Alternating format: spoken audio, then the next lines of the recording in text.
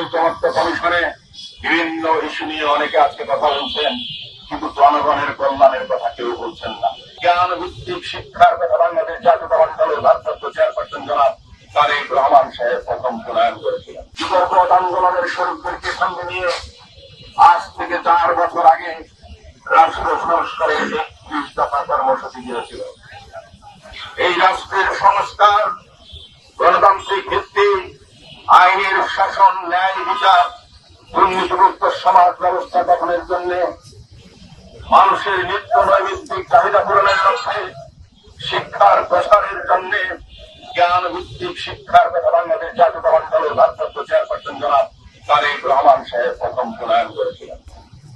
বিচার বিভাগের সংস্কারের কথা বলেছেন, পৃথক বিচার বিভাগ সেক্রেটারিয়েটের কথা বলেছেন, বাংলাদেশের স্বাধীনতার সার্বভৌমত্ব রক্ষার জন্য পররাষ্ট্র বিষয়ক নীতি প্রণয়নের কথা বলেছিলেন। শহীদ রাষ্ট্রপতি জিয়াউর রহমানের ভাবাদর্শে আদর্শ 19 দফার কর্মসূচিকে তুলে ধারণ করে বাংলাদেশ জাতীয়তাবাদী দল রাষ্ট্র সংস্কারের 3 দফা কর্মসূচি প্রণয়ন করেছে।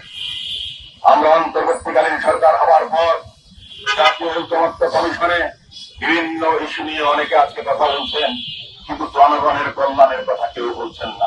মোনালিসা হেভি ফ্লো 15 পিস প্যাকেটের সাথে 8 পিসের একটি প্যাকেট একদম ফ্রি। রাষ্ট্রের আমূল সংস্কারের কথা কেউ বলছেন না। কিভাবে ক্ষমতায় যেতে পারবেন, কে কিভাবে কোন পদ্ধতি হলে সুবিধা হয়, যেমন পিআরের কথা বলা হয়। এই প্রফেশনাল রিপ্রেজেন্টেশনের কথা বলে পাবলিক রিলেশন, জনগণের সঙ্গে কোনো সম্পৃক্ততা কারো থাকবে না। কারণ আপনি থাকবেন ঢাকায়, রাজনীতি করবেন, আর ভোট করবে অন্য জায়গায়, আর আপনি এমপি হবেন আরেক জায়গায়। দলের 300 সিরিয়ালের মধ্যে যদি আপনার সিরিয়াল 300 নম্বর হয়, আর দল যদি আনুপাতিক হারে 100টি আসন পায়, আপনার নাম 300 নম্বরে থাকবে। আপনি 99% ভোট পেয়েও আপনার কনস্টিটিউয়েন্সির জনগণের সেবক হতে পারবেন না। জনগণের যেখানে ভোটের সরাসরি অংশগ্রহণ নাই, রাজনীতিবিদের কোনো কমিটমেন্ট থাকবে না। কেউ তখন আর রাজনীতি করবে না, নেতাদের পেছনে দৌড়াবে, জনগণের কাছে কেউ যাবে না।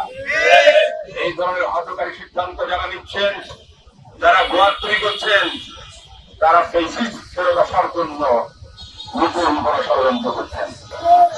আমরা ধানমন্ডি, নিউ মার্কেট, কলাবাগান, হাজারীবাগ সহ বাংলাদেশ জাতীয়তাবাদী দল, অঙ্গ সংগঠন, ছাত্রদল, যুবদল, শ্রমিক দল, স্বেচ্ছাসেবক দল, কৃষক দল, সমস্ত সংগঠনের পক্ষ থেকে বলতে চাই, কোন প্রকার ষড়যন্ত্র না করে গণতান্ত্রিক ব্যবস্থা যারা বাংলাদেশে ফেরত আসে, সেজন্য সবাই একসঙ্গে কাজ করি। আপনারা আমরা একসঙ্গে স্বৈরাচারের বিরুদ্ধে আন্দোলন করেছি। আমাদের হাজার হাজার নেতা কর্মী খুন হয়েছেন, মামলা হামলায় জর্জরিত হয়ে